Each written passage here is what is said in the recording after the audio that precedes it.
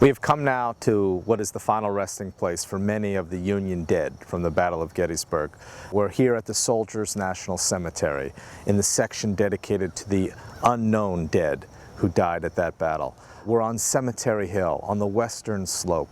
Cemetery Hill existed during the battle itself, but it was named for the private cemetery of Gettysburg, Evergreen Cemetery, which was already in place at the time of the battle. This was the place that many of the dead were buried. Of course, there were 51,000 casualties after the Battle of Gettysburg, several thousand dead. Most of those dead from both the Union and the Confederate side were buried in temporary, shallow graves across the field, often by the farmers who owned the fields or by the men who served with them at the battle. But between July and November of 1863, a number of those figures were taken out of the ground and reburied, some in their hometowns, others who were from the Union here. And it was the governors of the North who spearheaded the effort to create a Soldiers' National Cemetery to honor those dead, led by Governor Andrew Curtin of Pennsylvania. They invited Abraham Lincoln in early November to come and help dedicate this cemetery, and he agreed. Lincoln had been spending most of the year in 1863 attempting to define and redefine the war's purpose for the Northern public. This had been a much tougher, longer war than almost anybody had anticipated. And by 1863, in the middle of critical state elections in the North and heading into what would be a vital presidential and congressional election year, Lincoln needed to reaffirm the national purpose. And so he came up here on November 19th, 1863, and there were tens of thousands of people here to observe the ceremonies and to watch the lead orator of the day, Edward Everett, and then the president speak to the purpose of dedicating this cemetery. And so it's important for all of us to try to set the stage, understand the context for Lincoln's famous Gettysburg Address. These are 10 sentences, about 272 words that almost every American knows in some fashion. But they are still words that we need to study carefully and think more deeply about. Lincoln had been working on this speech for months, in effect. After the battle at Gettysburg and after news reached Washington that the Union had also been triumphant at Vicksburg, the last Confederate stronghold on the Mississippi, he had given an impromptu speech that addressed many of the same themes that he would use here. And in that speech, it's called A Response to the Serenade, on July 7th, 1863, Lincoln struggled to remember exactly how long it had been since the Declaration of Independence had been issued. He said, "How long ago is it? 80-odd years since on the 4th of July our founders brought forth this nation." That phrase, "how long ago is it, 80-odd years," that uncertainty in July 1863 became the biblical certainty that opens the Gettysburg Address for Lincoln 77 years ago. You could see him developing and refining the ideas during the months leading up to what he delivered as the Gettysburg Address. It is a tightly structured, very organized speech. It begins in the past, it moves to the present, and it ends in the future tense. It uses biblical cadences and rhythms, and it addresses fundamental American political truths. He evokes the metaphors of birth at the beginning of the speech. Conceived in liberty is how he describes the nation, and ends by promising an effort to avoid its death, to avoid having government of the people, by the people, perish from the earth. This is Abraham Lincoln's structure. His purpose in the speech is to reaffirm the idea that the nation is committed to individual freedom. Nationalism and individualism are inseparable in Lincoln's mind. An individual needs a nation to protect his freedoms, and a nation needs to promote individual freedom to be worth sacrificing lives for. And Lincoln explains this and defines it in a way that's quite powerful, although it's complicated, and there's nuances there that people still struggle to understand. For example, Abraham Lincoln, in those 10 sentences, mentions no specific names. He doesn't talk about specific policies. The word Union is not in this speech. The word Confederate is not in this speech. He doesn't mention the word slavery or emancipation. It's abstract poetry, but it is evocative nonetheless, because what he is doing between the lines is he's reminding Americans of some of their most cherished ideas, texts, and phrases. Of course, he opens by evoking the Declaration of Independence, but he closes by evoking evoking some famous words as well. For example, in the 1830s, Daniel Webster, the senator from Massachusetts, gave what was, before the Gettysburg Address, probably the most famous speech in America. The one where he said, liberty and union, now and forever, one and inseparable. This is the second reply to Hayne, delivered on the floor of the Senate in 1830. In that speech, Daniel Webster said, "It is, sir, the people's Constitution, the people's government, made for the people, made by the people, answerable to the people."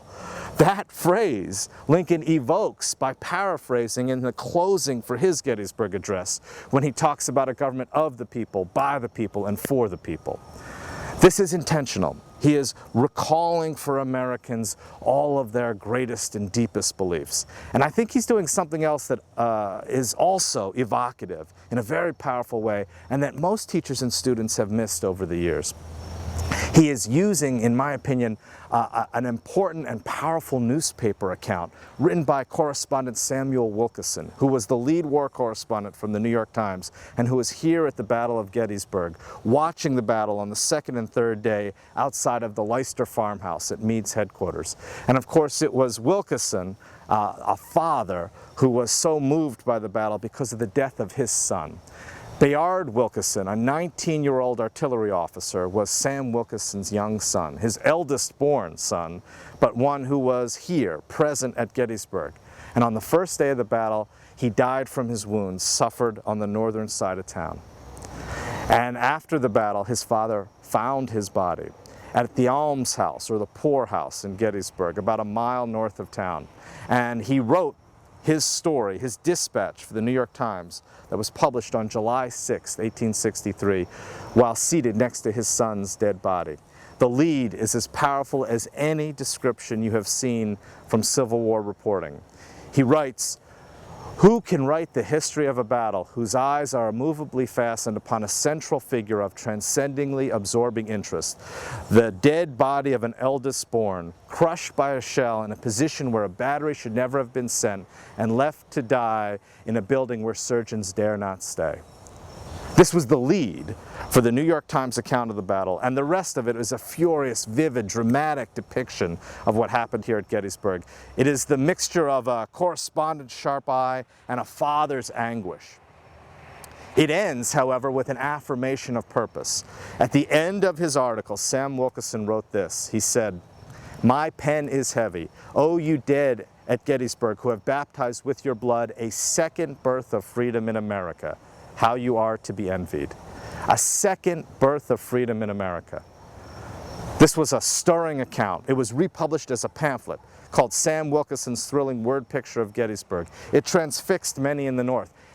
Probably Abraham Lincoln, who knew Sam Wilkeson quite well, who knew the Wilkeson family. They were quite prominent. And I think the story that he intentionally evoked at Gettysburg on November 19th, when he took that phrase, second birth of freedom, and revised it and described it as a new birth of freedom. When Lincoln says that these dead shall not have died in vain, that this nation under God will have a new birth of freedom, I think he is bringing the images of young Bayard Wilkeson and the anguish of his father, Sam Wilkeson, front and center for his reading audiences across the North, reminding them of the faces of the men who sacrificed at this battle.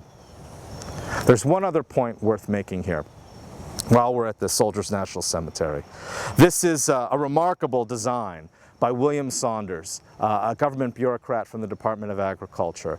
The semicircles are designed to promote reflection and thought, to understand the sacrifices of the men here. There are sections for unknown soldiers, and then the semicircles are arrayed by states, with the largest parts of the circles designated for the states that lost the greatest number of men, in this case New York and Pennsylvania at the Battle of Gettysburg. The enlisted men and the officers are laid next to each other, side by side. There's a kind of rough egalitarianism here that the government wanted to create to honor the dead. However, at the Gettysburg Cemetery, there were originally no black soldiers laid to rest here. Black soldiers did not participate on the Union side, at least officially, during the battle at Gettysburg. There had been black soldiers enrolled and enlisted since the days of the Emancipation Proclamation, but they were not present in force here at Gettysburg.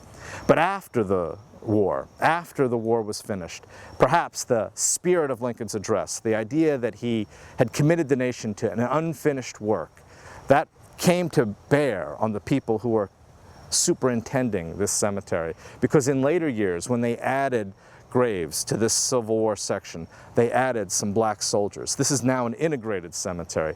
There are a few headstones that mark black veterans of the war and of other conflicts. And there's one particularly interesting section here. 4 headstones that rise up from the Civil War section that don't look like any others. They are 4 soldiers from the Spanish-American War who died. And one of them, Henry Prager, was a black soldier. And this is a sign of the integration of the cemetery in the years after the battle. A recognition, perhaps, that the unfinished work that Lincoln talked about at Gettysburg on November 19, 1863, included tasks that his generation was not able to accomplish, tasks like integration and civil rights and equality.